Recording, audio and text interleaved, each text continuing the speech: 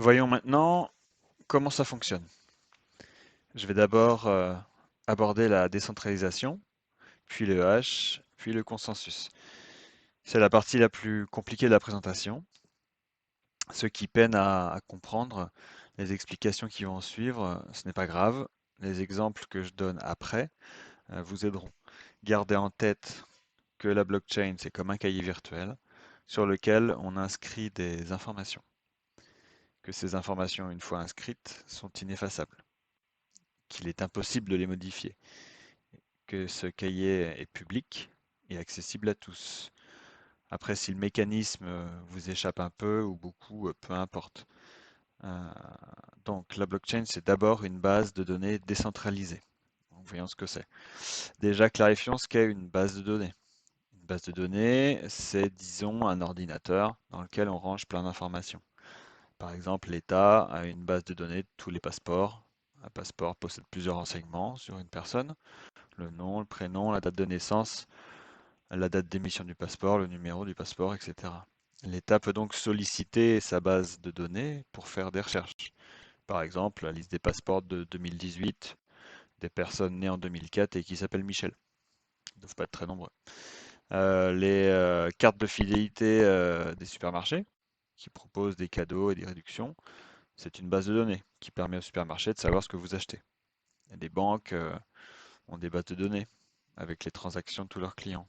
Facebook a une base de données gigantesque sur tous ses membres, avec leurs photos, leurs vidéos, leurs goûts culinaires, leurs opinions politiques, leurs orientations sexuelles ou religieuses. Ce sont des informations qui intéressent beaucoup de monde. Donc pour ces trois derniers exemples, il faut remarquer que ces bases de données appartiennent à des entreprises et qui en tirent du profit. Revenons à la blockchain, qui est une base de données décentralisée. Donc si on peut dire qu'Internet a décentralisé l'information, des bibliothèques par exemple, disons que la blockchain décentralise les transactions. Donc les décentralise des institutions qui sont censées assurer la confiance. Des banques par exemple. Premièrement, dans une blockchain, plusieurs ordinateurs sont connectés entre eux dans un réseau blockchain. Attention, ils ne sont pas connectés à un serveur central qui possède toutes les données, comme YouTube, Facebook, Netflix ou une banque. Non, les ordinateurs sont tous connectés entre eux via Internet, mais sans intermédiaire. On parle de connexion en peer-to-peer, en pair à pair en français, comme l'étaient les réseaux Napster ou Emule à l'époque. Deuxièmement, chacun de ces ordinateurs possède exactement les mêmes données que les autres. La copie conforme de ces données. Ce sont des ordinateurs qui sont tous reliés entre eux, mais qui ont exactement la même information. Et ça, c'est important. C'est grâce à ça que les ordinateurs peuvent comparer s'il y a une anomalie sur un des ordinateurs du réseau. Donc tous les ordinateurs sont synchronisés dans un réseau qui n'a pas de centre, comme une toile. Quand il y a de nouvelles entrées d'informations, les ordinateurs les enregistrent tout en même temps. Donc cette base de données est toujours à jour, en permanence, et en copie conforme sur tous les ordinateurs du réseau. C'est de ça que la blockchain tire sa force.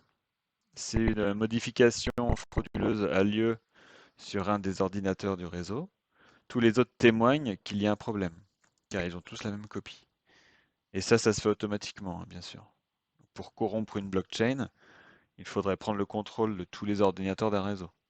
Alors c'est théoriquement faisable, on le verra, mais dans les faits, c'est presque impossible, car il y a beaucoup d'ordinateurs dans un réseau blockchain. Maintenant, on reprend l'exemple de tout à l'heure avec la banque, mais on change justement la banque par une blockchain. Donc reprenez cette image du cahier, gardez-la en tête, hein, c'est important. Ici, le même individu procède au paiement via une blockchain plutôt que par sa banque. Les ordinateurs du réseau vont tous vérifier si la transaction est possible, s'il a suffisamment d'argent sur son compte blockchain. On appelle ça un wallet, un portefeuille en anglais. Si c'est le cas, voilà, eh bien la transaction est validée. Puis l'opération est enregistrée sur toutes les copies du livre de compte, hein, sur tous les ordinateurs du réseau blockchain. Et s'il y a une fraude, si un pirate prend le contrôle d'un ordinateur et tente d'arnaquer la blockchain, il est automatiquement arrêté par l'ensemble du réseau. Alors, tout ça est bien sûr beaucoup plus compliqué que ça, hein, mais je n'irai pas plus loin. Si vous avez compris ce mécanisme, vous êtes dans la lumière. Le deuxième pilier de la blockchain, c'est ce qu'on appelle le hash. H-A-S-H. Le hachage en français. Et ça veut bien dire ce que ça veut dire, hein. L'idée, c'est de hacher quelque chose, hein, comme un steak haché. Le hash, donc, c'est une formule mathématique qui est très compliquée. Je suis complètement incapable d'expliquer. Euh, donc le hash va prendre les caractères d'un fichier, donc les lettres, les chiffres, la ponctuation, les symboles, les espaces, les retours à la ligne, etc. Elle va les mettre dans un hachoir, un mixeur, un blender, imaginez ce que vous voulez, et elle va en faire une empreinte numérique qui est totalement unique, au même titre que les empreintes digitales ou l'ADN pour un être humain. Il est complètement impossible de trouver la même empreinte avec deux fichiers différents, même si la différence n'est que d'une lettre ou d'un chiffre ou d'un espace. Alors cette empreinte unique va servir à authentifier les données et à signer le bloc. Donc elle va aussi enregistrer dans les données. Si le document est falsifié, le hash sera là pour alerter, pour prouver qu'il y a un problème. Le bloc d'une blockchain, une fois signé et enregistré, est donc définitif et infalsifiable. Et comme vu précédemment, tous les ordinateurs du réseau surveillent la conformité. Alors, on va compliquer encore un peu le principe. Restez attentifs. Tout de suite après, on va voir un exemple qui permettra de mieux comprendre. Mais quand l'empreinte d'un bloc est définie, elle va aussi être incorporée, copiée-collée, dans le bloc suivant. Et l'empreinte du bloc suivant dans le bloc d'après, et ainsi de suite. Un bloc va donc être haché avec ses propres informations, plus l'empreinte du bloc précédent. Ce qui donne pour effet que tous ces blocs sont solidaires entre eux. Si on modifie ne serait-ce qu'un seul caractère d'un bloc déjà archivé, son empreinte va s'en trouver modifiée. Son empreinte elle ne correspondra plus aux informations qui sont enregistrées sur le bloc. Et elle va modifier aussi le bloc suivant, qui fera à son tour modifier le bloc d'après. Donc, et ainsi de suite, hein, jusqu'au dernier bloc. C'est donc toute la blockchain qui va être corrompue. Je vais montrer maintenant le fonctionnement concret dans un exemple. Je vais mettre le lien de ce site en description pour ceux qui veulent s'amuser avec. On peut tester ici comment fonctionne un hash. Celui qui est utilisé là, c'est le hash qui s'appelle SHA-256. SHA pour Secure Hash Algorithm, algorithme de hachage sécurisé, en 256 bits. On écrit des données et on voit en temps réel l'empreinte numérique changer. Alors, on va écrire A donne 100 euros à B. Vous voyez, à chaque fois que j'écris une lettre, le hash se modifie complètement. On voit aussi que la longueur du hash est toujours la même. Donc si le moindre caractère est modifié, le hash s'en trouve complètement transformé.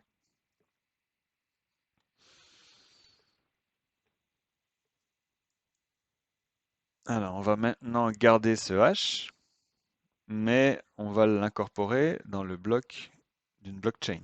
Enfin une version simplifiée hein, d'un bloc bien entendu. Alors on voit que le bloc inclut désormais un numéro de bloc. On voit aussi un autre numéro qui s'appelle un nonce. Je vais expliquer ce que c'est après. Le bloc inclut une zone de saisie hein, pour écrire du texte ou des données. On retrouve le hash ici. Et attention, bien observer, ici il commence par 4 zéros. Alors c'est important, je vais expliquer aussi après. On trouve un bouton ensuite qui va permettre de miner le bloc. Je vais expliquer le concept de minage un peu plus tard. Alors revenons sur le hash. Il commence par 4 zéros car le concepteur de ce site a déterminé que pour que le hash soit valide, il doit commencer par 4 zéros. On va dire que c'est sa règle du jeu. La règle du jeu dans une blockchain, on appelle ça un consensus. Donc le consensus de cette blockchain est donc que le hash commence par 4 zéros. Alors en écrivant des données dans la zone de saisie, on va recommencer. A donne 100 euros à B. Le bloc, donc quand on écrit ces données, le bloc devient rouge, comme une alarme qui signale que les données ont changé et qu'elles ne correspondent plus au hash, car le numéro de bloc et surtout le nonce n'ont pas été changés. On écrit donc voilà les données.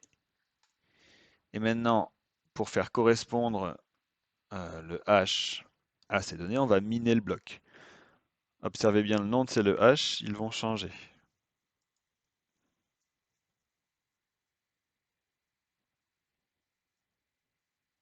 Voilà.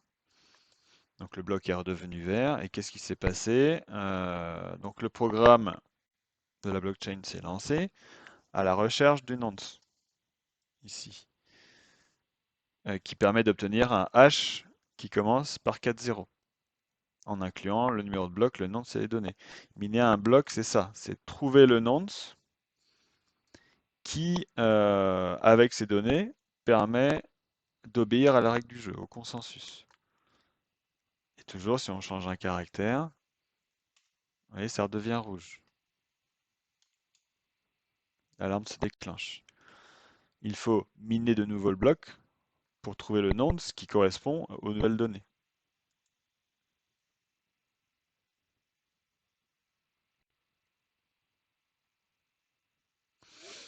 Alors, entre parenthèses, pour trouver le nonce, il n'y a pas de calcul qui se lance. L'ordinateur essaye tous les numéros, un par un, jusqu'à ce que ça fonctionne. Il essaye avec le 0, avec le 1, le 2, le 3, le 4, le 5, etc. Dès qu'il trouve un nonce qui répond au consensus, à la règle, il le donne. Alors c'est une précision importante pour la suite, car tout le jeu de certaines blockchains, c'est justement cette course à plusieurs de dizaines de milliers de personnes pour trouver le nonce en premier. Je referme la parenthèse, on en reparlera plus tard. Maintenant, maintenant au sein d'une blockchain, on va remarquer que chaque bloc contient en plus du sien le hash du bloc précédent.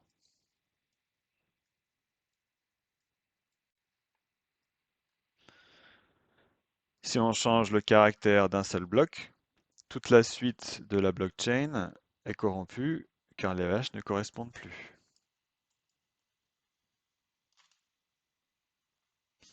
Elles sont toutes devenues rouges. Si on mine le premier, il va devenir vert. Les autres ne correspondent toujours pas puisqu'il y a une erreur. Vous voyez ici, le hash ne répond pas à la règle du jeu et on va devoir miner pour trouver un nonce aussi, etc., etc.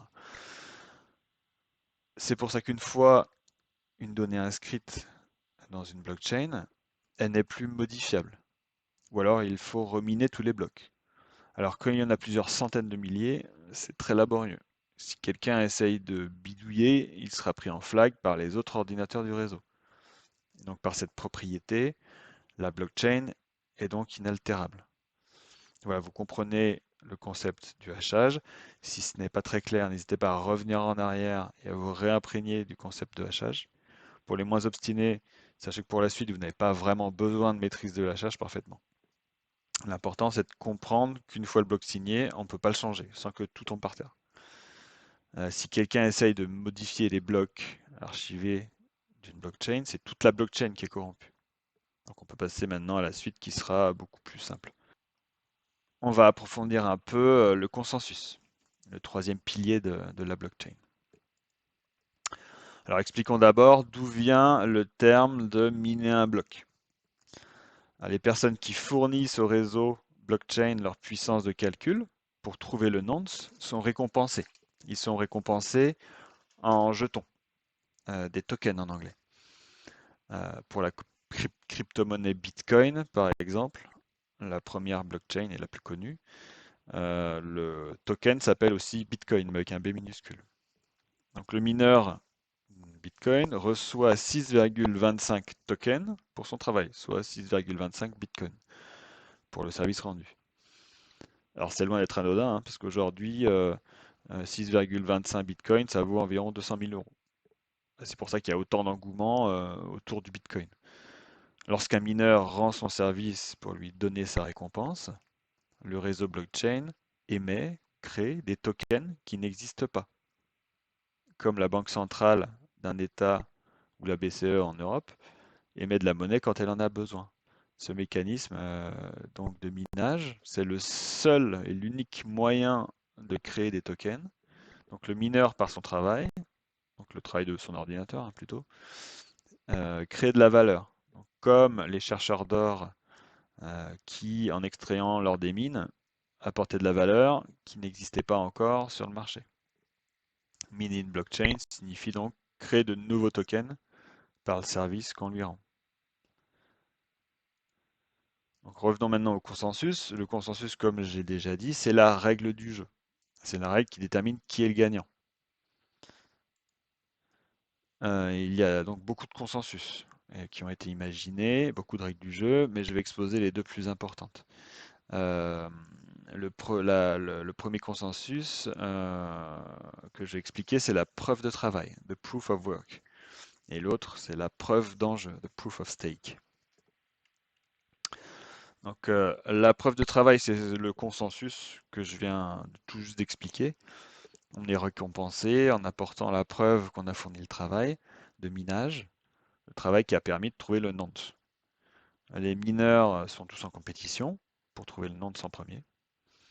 Alors au début, il y avait peu de mineurs, ils étaient peu équipés au début de l'histoire de la blockchain. Donc tous les mineurs avaient une chance de gagner, un peu hein, comme à la loterie. Aujourd'hui, il y a tellement de mineurs et les équipements sont tellement puissants que seuls ceux qui sont capables de financer des centres de calcul surpuissants ont une chance de remporter la mise. C'est donc devenu moins égalitaire. Ce sont ceux qui peuvent le plus investir qui ont le plus de chances de gagner.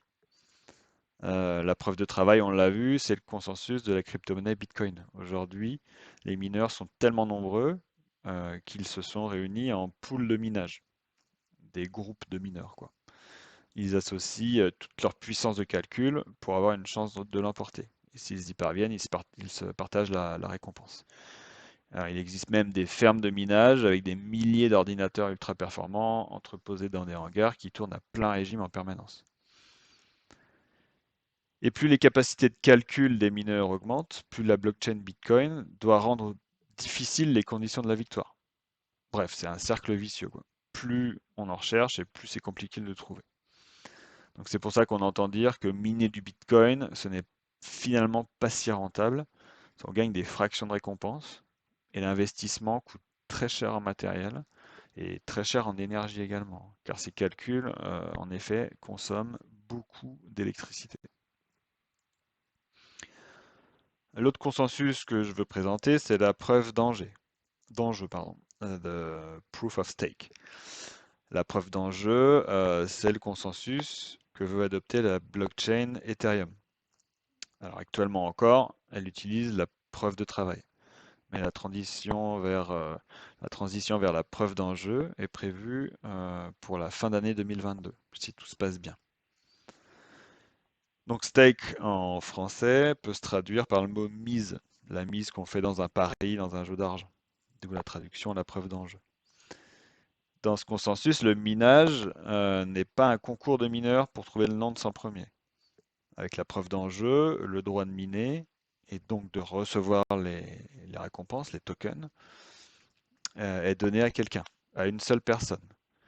Alors l'énorme avantage, c'est que pas besoin de compliquer la résolution du hash et un seul ordinateur s'active pour trouver le nonce.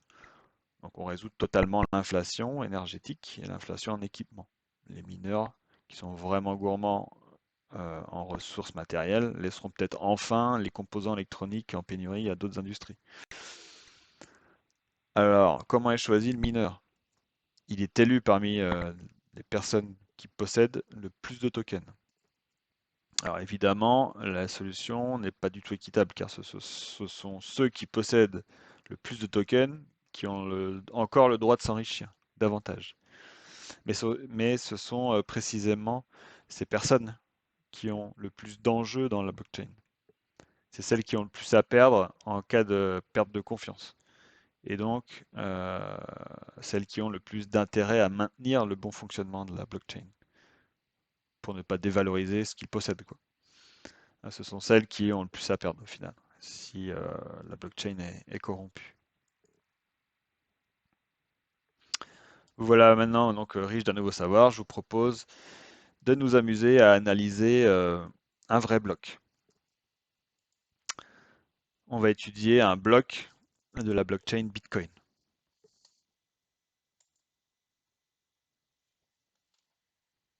Alors, sur cette page, on voit la liste de tous les derniers blocs. Donc on en est rendu au 735 516e. Il faut savoir que Bitcoin émet un bloc toutes les 5 à 10 minutes environ, et ce depuis le 3 janvier 2009. Donc on va choisir le dernier. Voilà, on va passer la devise en euros. Et on va laisser l'affichage pour l'instant en Bitcoin. On passera en euros après. Alors, voyons les entrées une par une. En premier, on voit le H. Vous voyez, on a beaucoup de zéros au début, donc le consensus est difficile. Ensuite, les confirmations. Alors, c'est pas vraiment important, c'est le nombre de fois où la validation des paiements ont été vérifiés. C'est une donnée du fournisseur de service, hein, ici le site blockchain.com. Height, alors timestamp c'est la date et l'heure, hein, tout simplement. Height c'est le numéro du bloc. Miner c'est le nom du mineur ou du pool de mineurs. Euh, le nombre de transactions, eh bien c'est tout simplement bah, le nombre de transactions qui ont été archivées dans ce bloc. Il y a eu 1321 transactions dans le dernier bloc. Alors la difficulté, c'est un numéro qui s'ajuste en fonction de la puissance de calcul présente sur le réseau. L'unité de base, c'est 1 et elle représente la puissance de calcul utilisée en janvier 2009 hein, pour calculer le premier bloc du Bitcoin. Et là, on voit qu'elle est d'environ presque 30 000 milliards de fois plus importante qu'à l'origine, où seul un ordinateur était en route, celui du créateur de la blockchain, Bitcoin, Satoshi Nakamoto. Alors c'est considérable, hein. Alors qu'un seul ordinateur suffirait, d'où les dépenses énergétiques complètement folles. Ensuite, on a le H qui s'appelle Merkle Root. Alors pour faire simple, il faut savoir que chaque transaction est hachée. Alors, chaque transaction, on les voit ici les transactions. Vous voyez, chacune d'entre elles a un hash. Donc ici, on a 1321. Il y a 1321 transactions, donc 1321 hash qui s'enchaînent. Donc on prend la liste de ces 1321 hash, on les met deux par deux, le 1 avec le 2, le 3 avec le 4, etc. Et on hash de nouveau chaque paire. Puis on recommence jusqu'à obtenir un seul hash à la fin.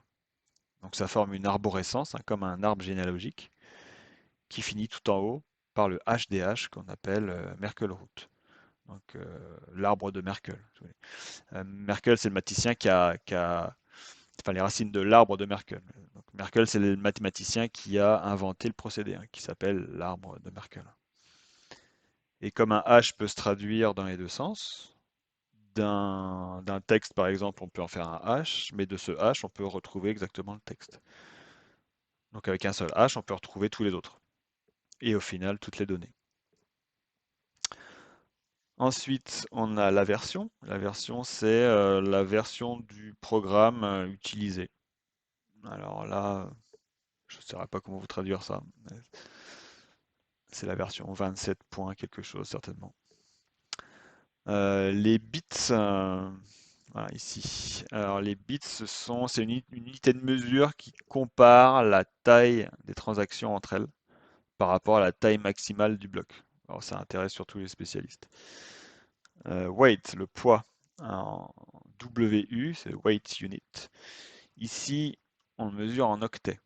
Donc celui-ci pèse 3 958 680 octets, soit 3,958 mégaoctets. Et le poids maximum d'un bloc, c'est 4 mégaoctets. Euh, la blockchain Bitcoin aujourd'hui pèse entre 18 et 19 gigas. Donc c'est peu, elle tient sur une clé USB, quoi. Enfin bon, dedans, il n'y a que du texte, hein, et des hash. Il faut bien comprendre que, contrairement à une banque, il n'y a pas d'argent dans la blockchain, c'est juste un archivage, un livre de compte, un cahier, quoi. Ensuite, on a le volume total de transactions. Bon, d'abord, on a le nonce, voilà, qui a été trouvé. Alors là, c'est un nonce à 9 chiffres, quoi. C'est beaucoup aussi. Ça confirme que le hash est difficilement trouvable. Enfin, le nonce est difficilement trouvable. Ensuite, donc, on a le volume total de transactions. Donc ici, on a 15 487 bitcoins. Ensuite, on a la rémunération du mineur, 6,25 bitcoins, et bah, les frais de transaction qui sont aussi donnés au mineur. Alors, bitcoin, ça peut paraître flou à certains et certaines, mais si on met les sommes en euros, c'est beaucoup plus parlant. On va faire ça. Vous voyez, de 15 000 bitcoins, on a 503 millions d'euros. Et donc, la récompense aux mineurs était de 203 000 euros, plus 1 000 euros quasiment de frais de transaction.